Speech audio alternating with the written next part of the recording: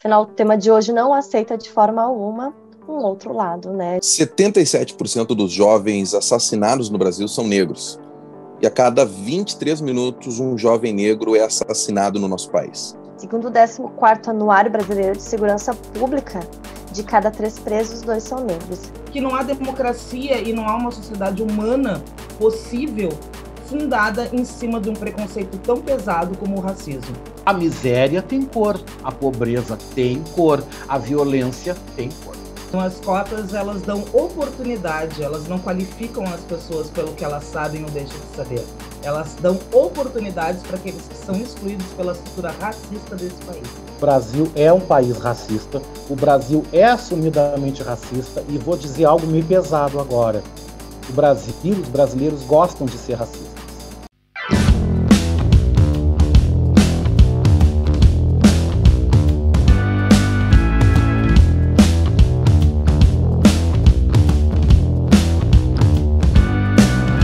Olá, gente! Começando mais um Conversa Fiado, seu podcast de entretenimento e humor. Eu sou o Lucas Bel e junto comigo está sempre ela, Caroline Paiva.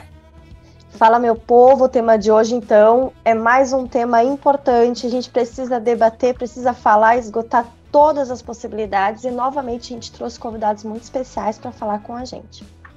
Então, é um prazer estar com você que nos escuta pelo Spotify, pelo Deezer ou pelo Apple Music, ou você que acompanha a gente em vídeo aqui no YouTube. Aproveite e segue a gente nas redes sociais, dá sua sugestão de tema e compartilha nosso material com os seus amigos.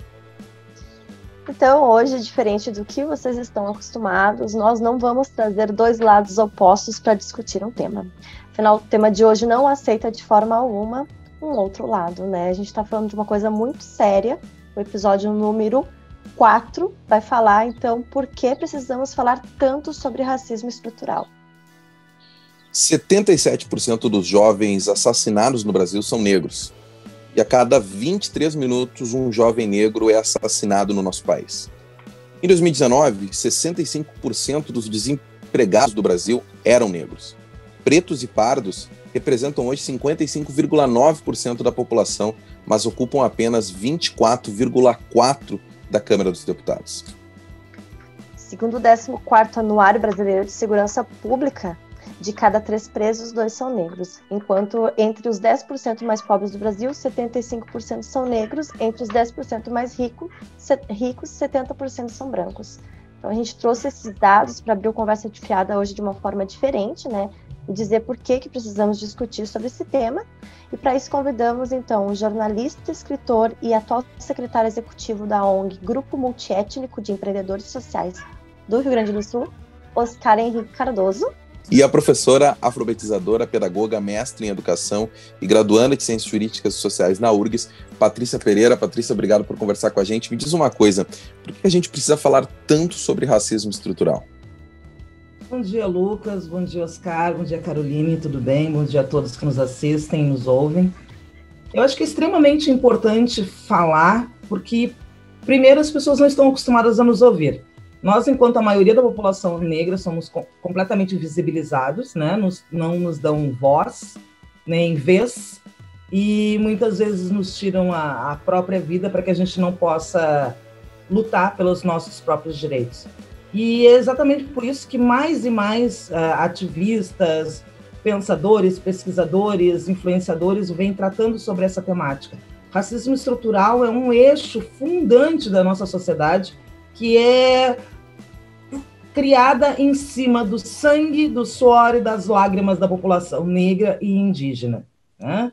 Então, em cima disso foi criado uma sociedade com uma mentalidade escravagista e que ainda acredita que existe a possibilidade de eu pegar as características físicas das pessoas e utilizá-las de forma pejorativa, de forma a explorá-las e de forma a mantê-las sob o jugo de uma ideia de que há pessoas superiores e há pessoas inferiores, né? E, portanto, elas são posicionadas conforme as suas características para dentro da sociedade que a gente tem hoje. Cada vez mais é importante para ver se as pessoas nos ouvem, né? Nós precisamos tratar para que as pessoas nos entendam, percebam que isso é inaceitável, humanamente inaceitável, que não há democracia e não há uma sociedade humana possível fundada em cima de um preconceito tão pesado como o racismo. Né? Nós precisamos pensar que, se queremos nos tornar realmente humanos, queremos tornar uma sociedade civilizada e uma democracia, isso não é possível, isso não é palpável, isso não tem como ser constituído em cima dos corpos do nosso povo. Não há como a gente manter esse tipo de ação, né, Lucas e Carol? Então, agora a gente chama o Oscar para falar também. Na tua opinião, Oscar, complementando o que a Patrícia falou, por que é tão importante a gente falar sobre isso? Bom, meu primeiro lugar, meu prazer em estar conversando com vocês, né, com o Lucas, com você, Caroline. Uma honra estar junto da minha grande amiga Patrícia Pereira, professora afro-alfabetizadora, uma mulher que tem muita expressão e muita voz. A gente tem oportunidade, graças a Deus e graças à Mãe Oxum, a Oxalá, aos nossos bons orixás, de caminharmos juntos nessa batalha, e que é uma batalha árdua. Eu espero que o meu neto, Daniel, tem 5 anos, possa viver num Brasil um pouquinho melhor. Eu não sei se vai ser 100% melhor, porque eu não sei realmente se nós vamos ver a erradicação de algo que é estrutural da nossa formação brasileira. Nós, como movimento negro, nós, como coletivos e entidades negras, conseguimos nos organizar e fazer um enfrentamento. Mas também temos que lembrar que o povo indígena, a população indígena, sofre também do preconceito e da discriminação e também sofre de algo terrível que foi colocado em cima do índio, porque o português, que por aqui colonizou, no caso também o espanhol, que colonizou boa parte da América Latina, sempre colocou nas costas do índio que o índio é vagabundo, que o índio é preguiçoso, que o índio não trabalha. Não, não é que o índio não trabalha. O índio tem uma outra forma de se relacionar com o mundo e com o universo. Vocês vejam que, inclusive, nós temos no Brasil, no caso dos indígenas, e a professora Patrícia pode falar bem melhor que eu sobre isso, grupos que não querem, não se interessam em se relacionar com o resto da sociedade. Porque o índio tem uma cosmovisão, o índio tem um modo de ver a vida e de ver a sociedade e se organizar de algo diverso ao branco, diverso ao não índio, mas que também precisa ser respeitado. Também, quando falamos em racismo, nós não podemos deixar de falar aqui a segregação e a maldição que também é jogada em cima do povo cigano.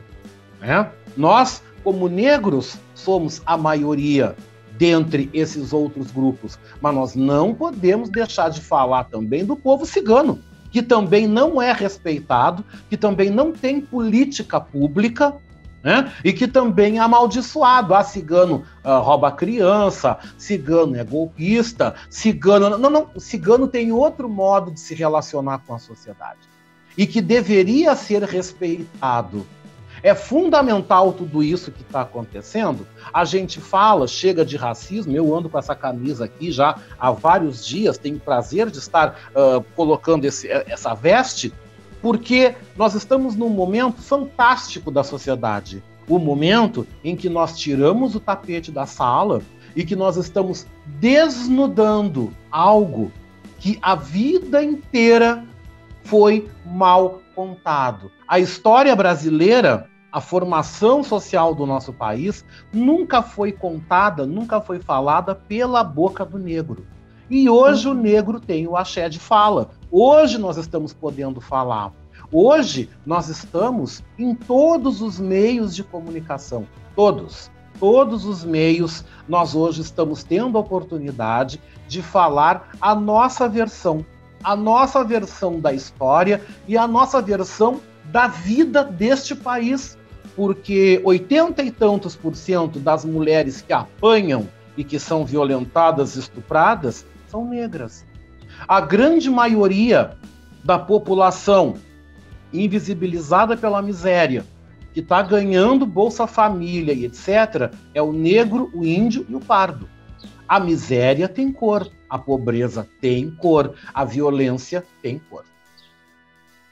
Nos últimos dias, deixa eu conversar um pouco com a professora também, nós tivemos alguns casos, nos últimos dias não, mas nos últimos anos especificamente, nós tivemos casos de repercussão, principalmente de assassinatos e homicídios no Brasil e no mundo, né? Nós tivemos um agora bem recente em Porto Alegre, aqui no Rio Grande do Sul.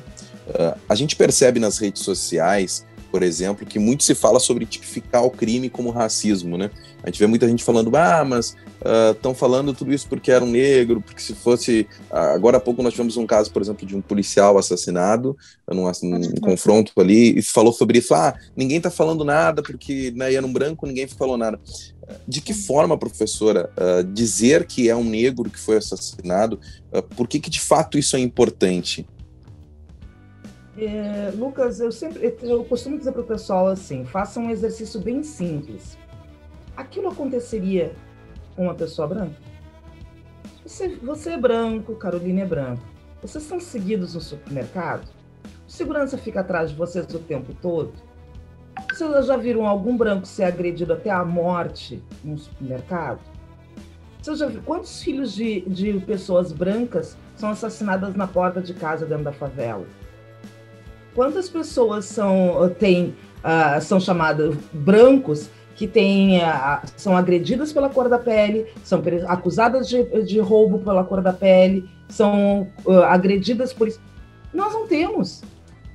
Então, é um exercício muito simples. As pessoas se negam a fazer esse exercício, porque eu acho que acredito até que para elas seja doloroso ter que admitir que isso não acontece. Há um privilégio branco, né, que blinda as pessoas que não são negras, não são indígenas, né, não são de outras etnias ou de outros grupos que não são os prioritários da hegemonia da branquitude, e que eles não conseguem perceber que até mesmo sendo pobres, eles continuam tendo privilégios.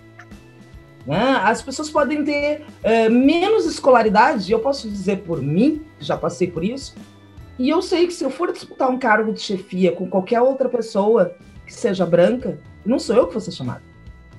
Eu tenho certeza disso. Né? A gente chega às vezes, as pessoas, mas tu já deveria ser isso, já deveria ser aquilo. Nem me candidato. Já desisti. A gente desiste. Chega um ponto que a gente larga de mão, a gente já sabe que não vai levar. Então, a violência, a nossa chega a ponto que hoje nós estamos fazendo 1000 dias da morte da Marielle. 1000 dias. Você não vê nenhuma vereadora branca ter sido assassinada pelas suas lutas, mas você vê uma mulher negra, lésbica, de favela, ter sido assassinada pela sua luta. Então, é essa característica que a gente tem que colocar no patamar. Será que entre eu e a Caroline, as pessoas vão se perseguir quem no shopping? Quem o segurança vai andar atrás? Quem o segurança do supermercado vai andar atrás? Quem a moça da loja cara vai dizer, como já aconteceu comigo, de eu chegar na loja, pedir uma determinada roupa, porque tinha um evento, eu precisava de uma roupa num shopping bem caro. Eu entrei na loja, olhei a roupa, perguntei se tinha meu tamanho, a vendedora olha para mim e diz, é caro. Ela não foi dizer, não tenho o teu tamanho, eu não tenho o teu modelo, não sei se vai ficar bem em você. Não, é caro. Ela partiu do princípio que eu não tinha dinheiro, ou eu não era qualificado o suficiente, né, para poder fazer a aquisição daquela roupa naquela loja. Eu me senti comprando uma Ferrari, né? Porque, afinal de contas, a Ferrari você tem que mandar um currículo, tem que mandar lá quanto você ganha, qual é o teu patrimônio para poder comprar uma Ferrari. É a Ferrari que escolhe o cliente, não é o cliente que escolhe a Ferrari, né? Eu pensei que eu ia comprar uma Ferrari quando eu entrei naquele shopping, porque eu tinha que dar meu comprovante de renda para poder comprar um vestido. Nem imaginava.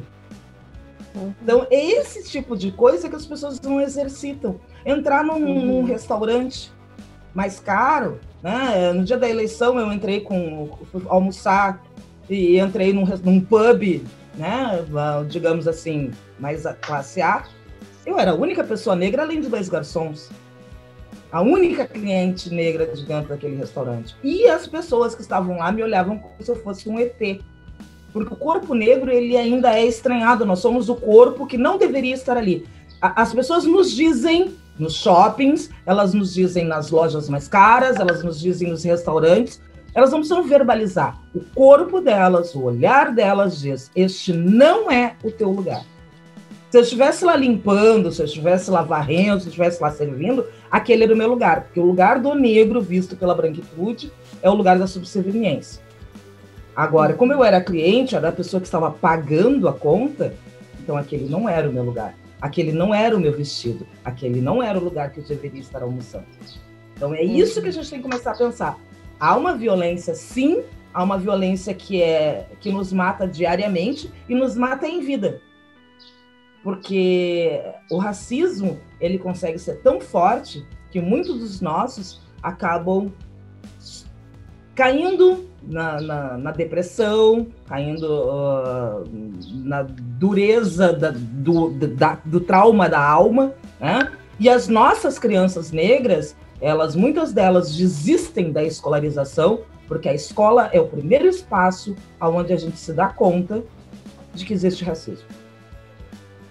Todas as crianças negras sabem disso. Primeiro espaço de convivência, né? É o primeiro espaço de convivência fora da família, fora do círculo ali do bairro, da comunidade, né?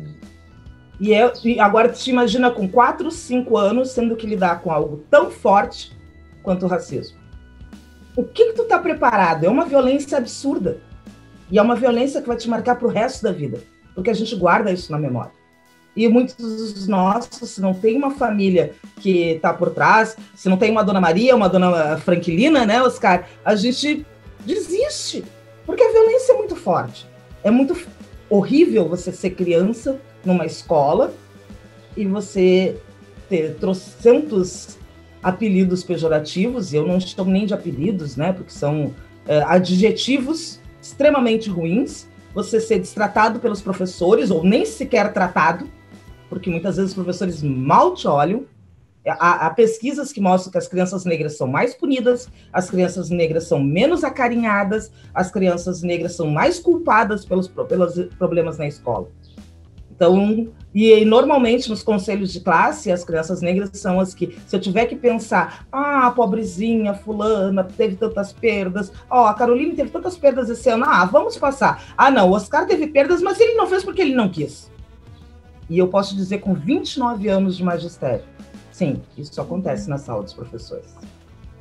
Não acredito. Então, Oscar, tem um ditado popular ali, péssimo, né? Que eles falam assim, mas o próprio negro é racista.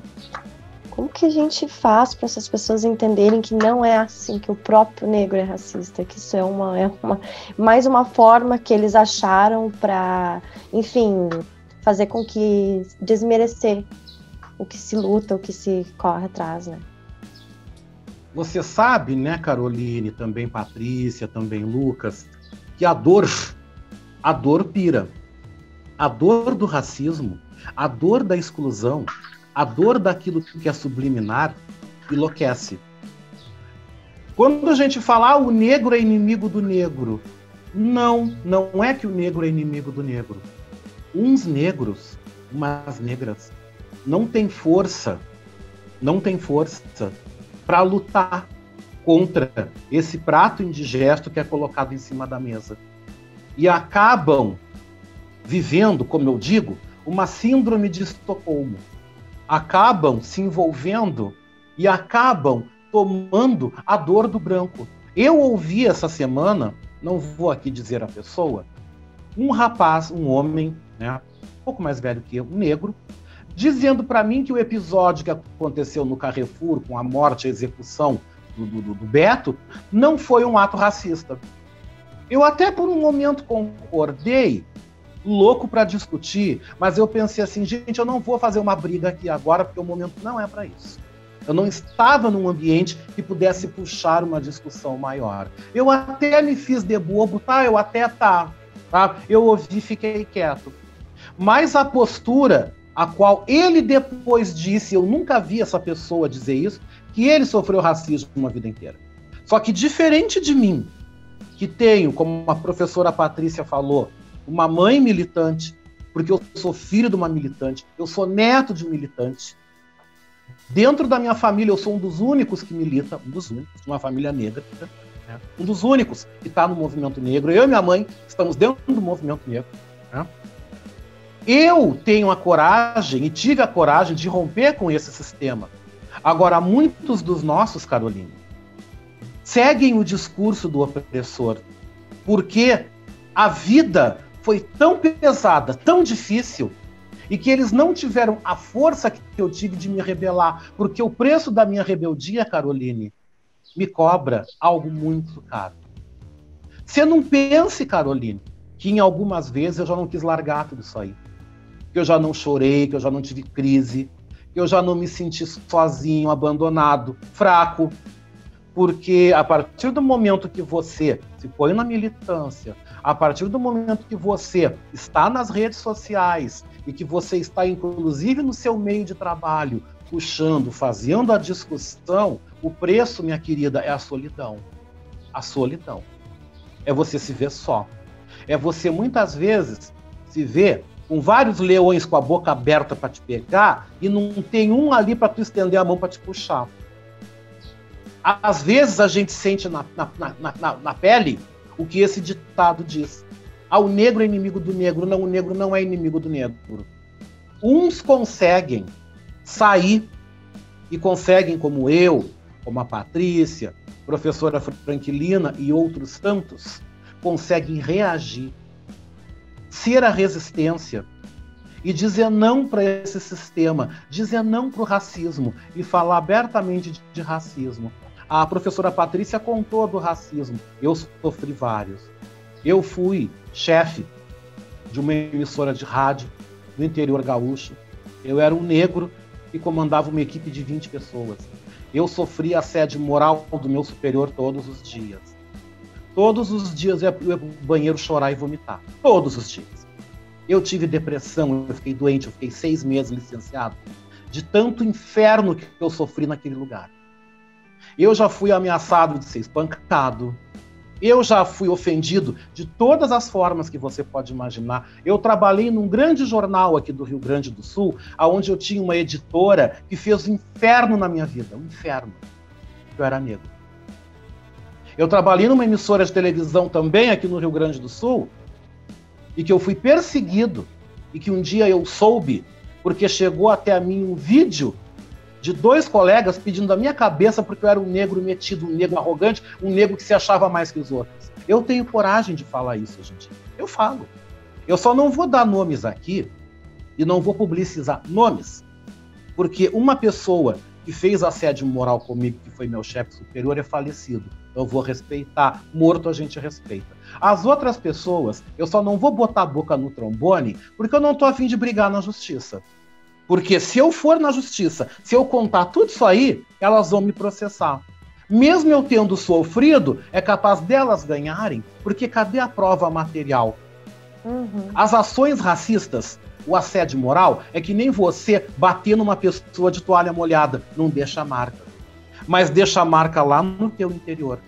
Eu já fui seguido, Caroline, no shopping Praia de Belas, eu e um amigo, por um segurança negro. Ele passou um radinho e foi atrás de mim. E eu vi, eu estava com um amigo, eu estava vestido, um blazer, com calça, com sapato, com este meu boné, meu chapéu, que eu amo, acho lindo. Eu tô sempre com boné, eu adoro coisas na cabeça. E eu fui seguido por um homem negro. Eu cheguei, virei para ele e perguntei: tudo bom, meu querido, como é que você tá? Você quer me perguntar alguma coisa? Aí ele, não sei o que, ficou me olhando. Aí eu disse para ele: eu vi que você me bipou. Você tá fazendo seu trabalho. Agora eu disse para ele: não te esquece, querido, que tu é negro como eu. Não te esquece disso. Ele olhou bem sério para minha cara, ele ficou envergonhado, cara. Ele virou e saiu. Ou seja, o sistema faz isso. O sistema é tão nojento, é tão podre, que ele nos bota uns contra os outros. Eu há pouco tempo tive um episódio de uma briga, uma pessoa negra, uma briga muito séria, por conta disso. Porque ela sucumbiu ao sistema. O sistema nojento fez questão de fazer a gente brigar. E o sistema, muitas vezes, ele consegue. Eu, dentro de mim, graças a Deus, eu digo assim, eu não guardo ódio. Mas é uma pessoa que eu penso assim, ó, cara, essa pessoa, tudo bem, tá na militância, mas ela não tá do meu lado. Porque em nenhum momento essa pessoa pensou do que estava me fazendo. Mas estava fazendo inconscientemente, porque o sistema nojento e racista, ele faz isso. Ele nos divide. A gente enverga, mas a gente não quer. Por isso que é importante sobre essa questão do estrutural, né? Que as pessoas não entendem por que estrutural, porque ele é sistemático, né? Ele está enraizado, e se a gente não parar e falar sobre ele e questionar casos, como o Oscar falou ali, né? A gente vai naturalizar isso, e não é uma coisa natural, né, gente? Quer dizer, o professor Kabengele Munanga, que é um professor lá de São Paulo, é um africano, ele sempre diz que o racismo ele é um crime perfeito no Brasil, né? Porque ele tem vítimas, mas ele não tem o quem faça. Porque todo mundo sabe, mesmo que muitos não admitam hoje em dia, né? Mas todo mundo sabe que o racismo existe. Sabe que ele está no seu cotidiano. Ele sabe quem são as vítimas. Só que ele não tem o criminoso, porque ninguém é racista.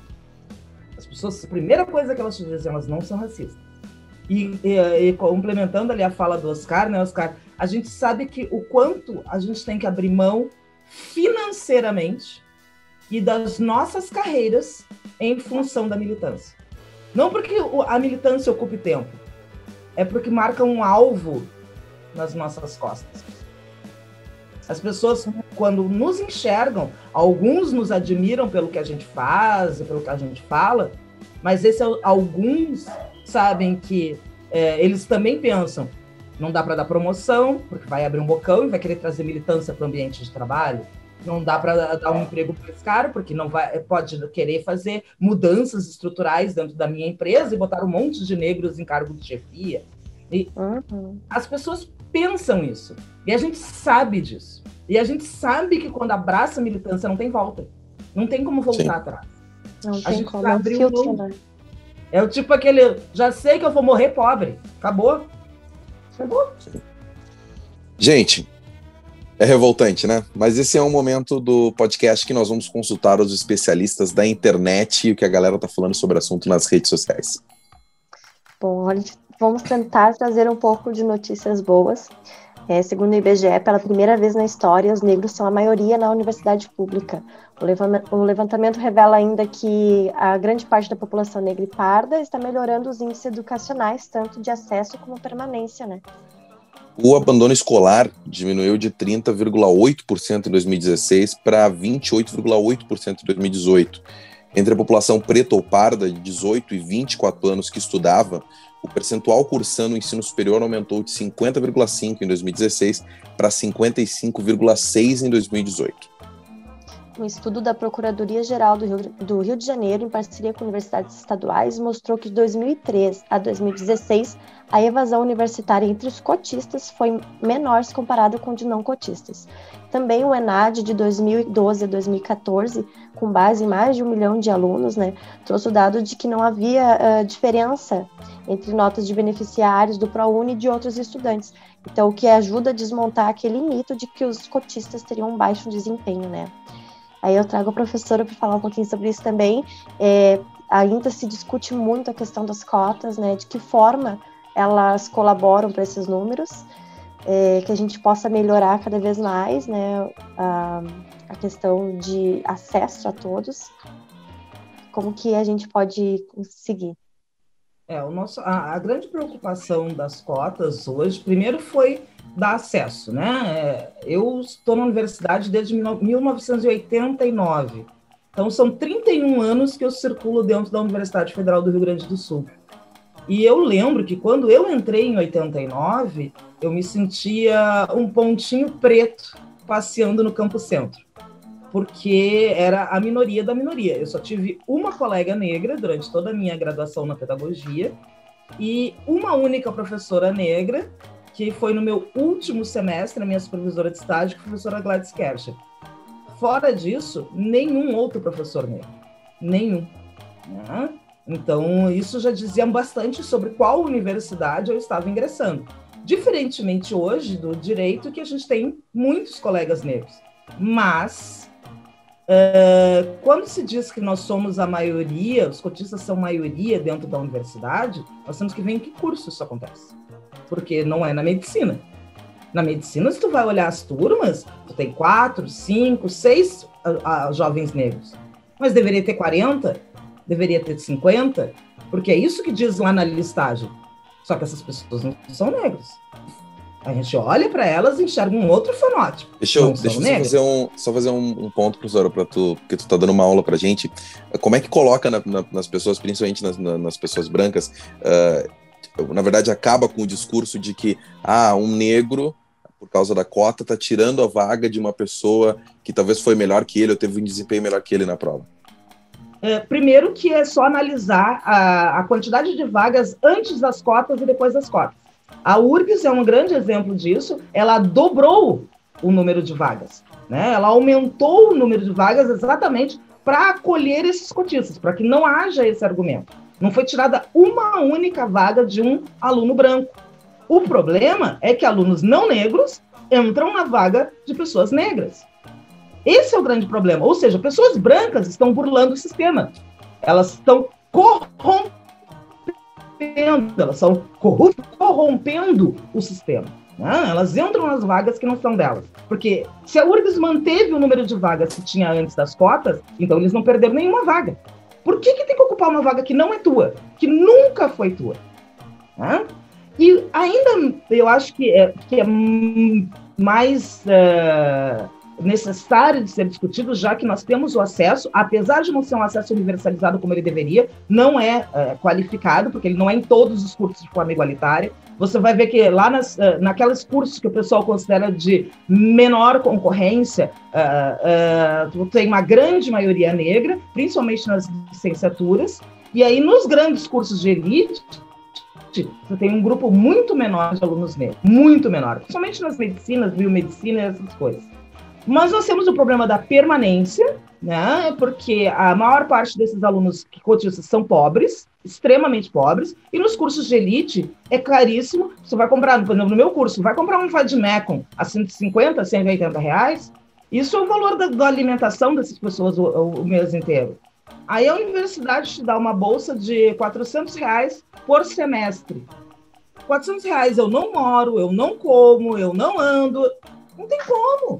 Não é um valor que tu possa conseguir dizer que mantém um aluno cotista dentro da universidade. Não, ele não mantém. Não tem como. Mesmo que eu diga, é R$1,50 o almoço no RU. Beleza, mas não mantém. Vamos combinar. E fora disso, nós temos currículos que seguem sendo elitistas e brancos. Fazer uma parênteses, professora. É R$1,50 a RU, mas a passagem é R$4. Como é que a pessoa vai até a universidade? Exatamente, porque ele não chega nem no RU. Imagina ele ir para o Campo Vale, então. Se ele mora na Zona Sul, como eu morava na minha graduação, que eu vinha de Ipanema para ir a quase Viamão, eram 4 passagens por dia, mais o RU, mais o Xerox, mais uma água, mais... Gente, é muito dinheiro. Isso, a universidade ela segue sendo elitista de uma outra forma. Ou seja, ela continua dizendo que esse não é o nosso lugar. E o currículo dos cursos também nos dizem isso. Quando você não trabalha dentro de um curso de direito, você não trabalha, tu não tem disciplinas específicas para trabalhar racismo? Como assim, querido? Dentro das licenciaturas, que já é desde 2004, a professora Petronilha e fez lá a resolução, né, no Conselho Nacional de Educação para tratar das questões das diretrizes curriculares nacionais. Nos cursos de formação de professores, já era desde 2004 para ter disciplina de educação étnico-racial, e aí as universidades estão pensando como vão implantar isso. Isso já era para estar pronto há muito tempo. Mês que vem vai fazer 18 anos da Lei 10.639, 18 anos que nós já deveríamos estar com todos os currículos das escolas, trabalhando nas questões étnico-raciais, e isso não ocorre. Por quê? Porque o racismo é estrutural. Porque os gestores não colocam isso como primordial. Não adianta colocar uma pessoa lá para dizer que, olha, bonitinho, tem uma fulaninha lá para tratar das questões raciais. Tá aí, cadê o orçamento da fulaninha? Cadê a equipe da fulaninha? Cadê a autonomia da fulaninha? Né? Onde é que eu vou incluir todas essas questões que ela precisa para colocar no currículo de todas as escolas? Isso não acontece. E este é o grande problema. E é aí que o racismo estrutural segue dominando. Quando eu não tenho no currículo da universidade, eu não tenho no currículo da formação básica, quando eu não tenho como manter esse aluno dentro da escola, eu sigo sendo racista. E aí nós estamos lá, desde a legislação de 1850, fazendo o quê? Lei para inglês ver. Vamos acabar com o tráfico. Oh, que lindo! Só que não. A gente tira do porto principal, passa por um porto subalterno, e aí segue escravizando, escravizando, escravizando. Nós já conhecemos esse sistema. Por isso que a gente diz que o racismo é estrutural. O sistema é montado para não dar certo. Não é que o sistema é montado... o sistema foi montado de cotas para que os cotistas fracassassem. É isso que as pessoas não conseguem entender. Ele foi montado para que os cotistas fracassassem. A gente consegue se sobrepor porque é teimoso e porque tem qualidade. Agora imagina se o sistema nos ajudasse, se a gestão, se os governos nos ajudassem, como eles ajudaram todos os colonos que vieram para o Brasil, com terra, semente, dinheiro, com tudo. Pense se isso tivesse acontecido com os nossos antepassados escravizados. Quando eles foram libertos, não deram um centavo para eles, nem um milímetro de terra. Nada. Então, se isso tivesse vindo para os meus antepassados, nossa, nós éramos elite aqui dentro desse país. Só que isso não aconteceu. Por quê? O racismo estrutural. E foi feito para que nós sejamos fracassados. Mas nós não vamos continuar sendo. Sim. Deixa eu puxar para ti, Oscar, principalmente tu falou um pouco da tua área, né, do jornalismo, e até na tua carreira como escritor também, de que forma que isso influencia diretamente, assim, hoje nós vemos que a grande maioria, por exemplo, dos apresentadores de telejornais não são negros, né, a grande maioria dos escritores também não são negros, de que forma que isso influencia diretamente na tua carreira? Diretamente na minha carreira, né, Lucas, e a gente foi colega, a gente teve a oportunidade de trabalhar junto na TV Canoas, que foi um projeto muito bacana quando começou, mas que infelizmente pela mão deles foi para o ralo mesmo, né? Não foi por nossa causa, muito pelo contrário, porque nós mostramos que nós sabemos fazer televisão, mesmo num canal que não dava o mínimo apoio, a gente entrou e a gente fez. Eu posso dizer que hoje em dia, as emissoras botaram negros apresentando, fizeram, mas o domínio ainda é branco.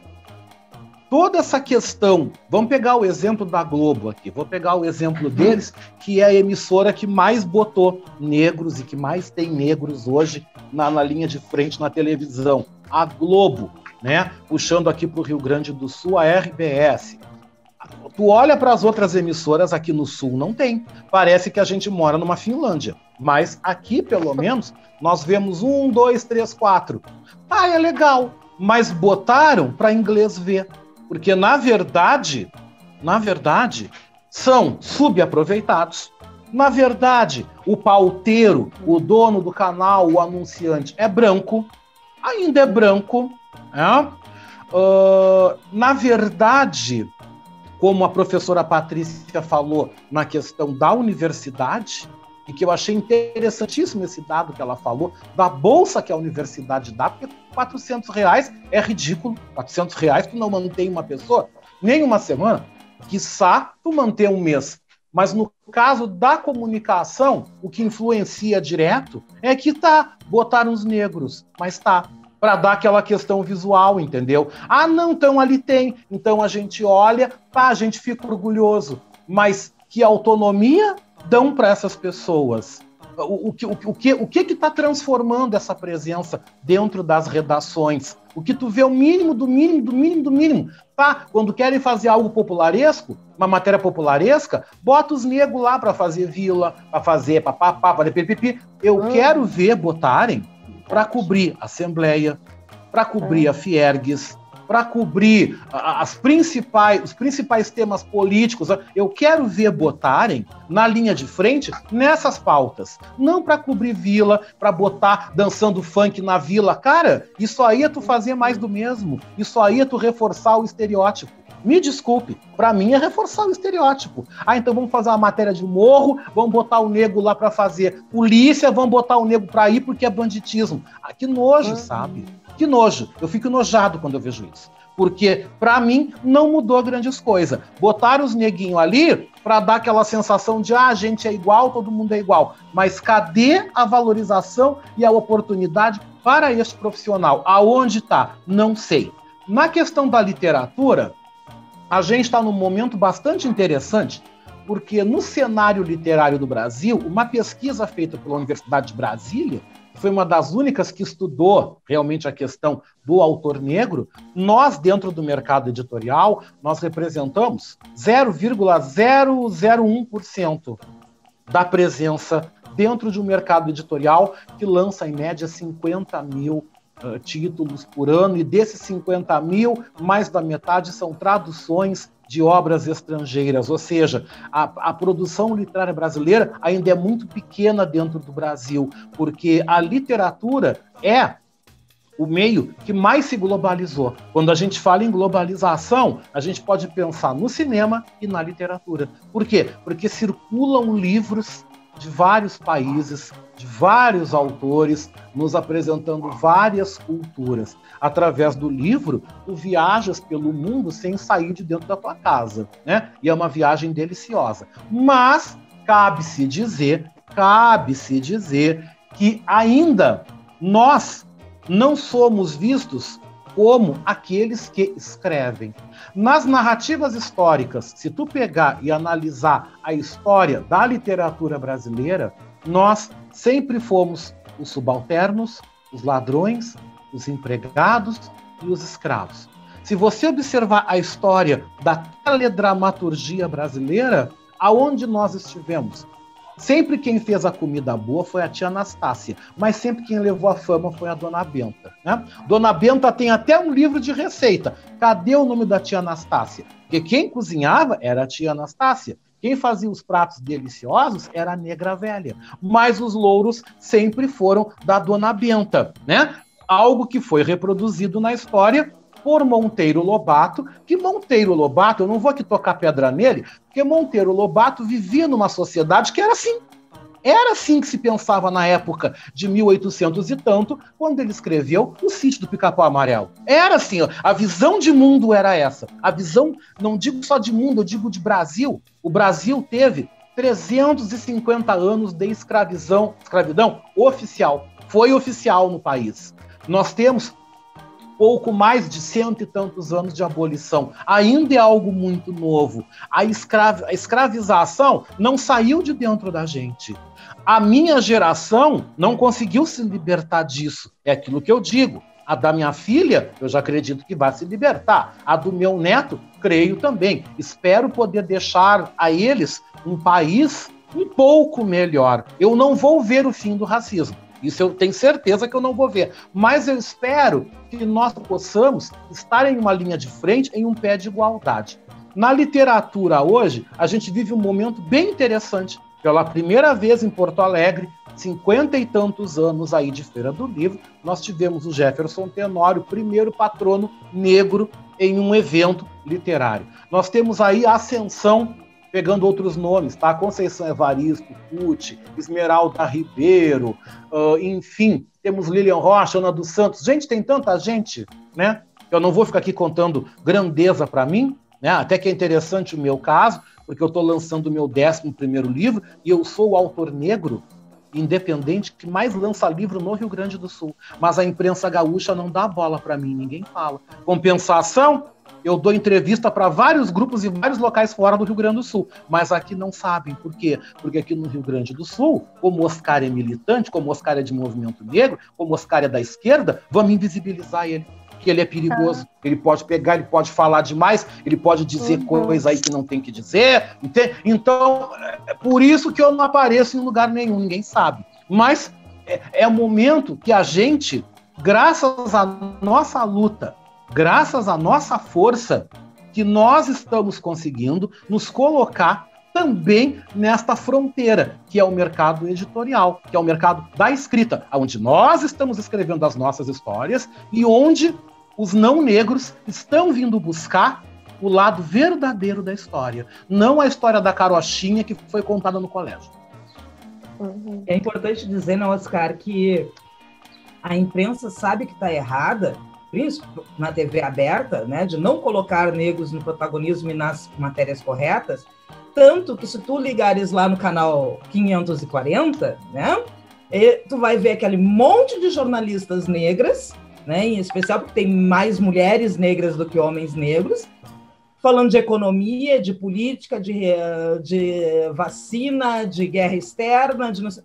Quer dizer que lá onde o assinante é de elite, eles sabem que tem que colocar. Para o povo A, que paga por aquela televisão, que é a mesma da TV aberta, eles sabem qual é o lugar que eles têm que colocar as pessoas. Mas aí na TV aberta, que é para grande população, para manobra de massa, aí eles colocam só de um jeito só. Que é, como diz o Oscar, é aquele jeito. Ou é o fetiche do nosso corpo negro, né? Ou hipersexualizado, ou então é só para as matérias que tratam de crime ou de pobreza. Mas lá, no canal fechado para a elite, eles sabem exatamente onde nós devemos estar. E aí isso é extremamente marcante para quem possa assistir as duas televisões. Bom, pessoal, agora nós temos um quadro também no Conversa Fiada que a gente chama Jogando na Fogueira. E aí, geralmente, a gente faz umas perguntas bem cabeludas dos convidados. E a gente vai dar uma mudadinha hoje, vamos fazer um jeito diferente. É o seguinte, nós vamos perguntar e vocês respondem com a resposta mais curta possível, beleza? Patrícia e Oscar, podemos começar sempre pela Patrícia e depois o Oscar de forma simultânea, tá certo? Vocês jogam na fogueira, ou melhor, tem como desculpar uma pessoa que fala a seguinte frase: o racismo é mimimi. Não, é por isso que eu já ando com uma máscara escrito fogo nos racistas. Eu sei que é escrito fogo nos racistas. Não há desculpa para isso. Oscar. Não desculpo de jeito nenhum. Vamos para outra. As cotas já discriminam, elas que aumentam o preconceito. Não, as cotas, elas dão oportunidade, elas não qualificam as pessoas pelo que elas sabem ou deixam de saber. Elas dão oportunidades para aqueles que são excluídos pela estrutura racista desse país. É bem diferente. Dá para desculpar a pessoa que fala isso? Não. E aí, Oscar? Não desculpo, porque as cotas, elas vieram trazer justiça social. É isso. A próxima frase, para ver se dá para desculpar, é o seguinte: racismo reverso existe. Igual os unicórnios. Está na mesma categoria dos unicórnios. Claro que não tem desculpa, né? Oscar. Eu não desculpo e eu mando a pessoa se tratar porque ela deve sofrer de síndrome de Estocolmo, o que não é meu caso. Essa aqui também, gente, essa é boa. O Brasil não é racista porque somos uma nação miscigenada. Dá para engolir essa? Claro que não. Não tem como. Não é uma questão de ter mistura ou deixar de ter mistura. Porque se eu fosse pensar nisso, né, como eu tenho família alemã, eu poderia me colocar como tal. E não é o caso. Sem desculpas. Eu não desculpo porque o Brasil é um país racista, o Brasil é assumidamente racista, e vou dizer algo meio pesado agora. O Brasil, os brasileiros gostam de ser racistas. Uma pena que eu não tenho o talento de imitar, mas eu gostaria muito de imitar uma pessoa falando essa frase agora, que é a seguinte frase: não temos uma dívida histórica. Eu não sei se é uma piada ou uma piada de mau gosto. Não é indesculpável, porque não temos sim uma dívida muito grande histórica. A maior parte da história desse país é fundada em sangue e suor e lágrimas de não brancos. Oscar. Eu sei que eu não vou levar, mas eu quero parte do meu dinheiro, sim. Eu sei que eu não vou receber, mas eu quero. Bom, gente, acho que por hoje é isso. Tem alguma coisa a acrescentar, Lucas? Não. Acho que a gente... Hoje quem já acompanha a gente, esse é o nosso 4º episódio, deve ter achado um pouco diferente, porque geralmente a gente coloca pessoas de dois lados opostos e trata com um pouco mais de leveza e humor as coisas, mas eu acho que o episódio de hoje era necessário e a gente precisava colaborar de alguma forma com o debate, mesmo sendo algo que é revoltante, é um episódio bem mais revoltante de se escutar, mas era uma coisa que a gente precisava, sem dúvida alguma, fazer. É isso aí, a gente não podia deixar passar. E agradecemos, então, a disponibilidade, a presença, a participação do Oscar, da Patrícia. Muito obrigada pela presença de vocês, por terem topado essa conversa fiada com a gente. Vamos encerrando, então, o nosso 4º episódio. E, Patrícia, como que o pessoal faz para te encontrar nas redes sociais? Então, agradecendo o convite, Caroline e Lucas, e a oportunidade de reencontrar meu Oscar. Poder dizer que me encontram no Facebook, por Patrícia Pereira, no Instagram, @patizão2006, patizão de uma Patrícia grande, eu tenho só 1,80 m, então é de uma Patrícia bem grande, e eu estou sempre nas lutas, na militância, e trabalhando dentro da Secretaria de Educação, buscando então uma educação antirracista real e qualificada. Um dia a gente sonha com essa utopia, um dia chegar lá. Muito obrigada.